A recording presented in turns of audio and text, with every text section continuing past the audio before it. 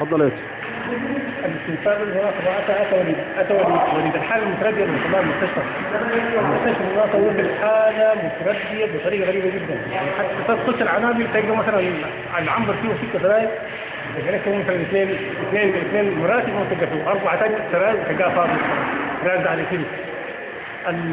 الكراسي بتاعت الصالة الخارجية، العيادات الخارجية، يعني يكون دايرة برضه شغل كثير جدا، يعني المكسور فيها مكسور والداير جداد بتاع سفين جدايد. بعدين بعد كده يكون المستشفى اللي جوا بيصبح حالة يعني من التردي، العجز اصلا ما يصوروا كله هنا. عشان كده الشغل ده جوا للحظة، وبعد اجتماع وتمحيص وشغل مع كل اللجان تتبعوا، احنا كنا بنقول بنفر كل اللجان الحمد لله اشتركت فيه، والشغل ماشي بطريقه حلوه جدا، والحمد لله يعني ان شاء الله ربنا كمان يوفق ويكون في نفرات زياده عشان ما المستشفى ده ينجح ان شاء الله. هل دكتور عمر دكتور عمر يا دكتور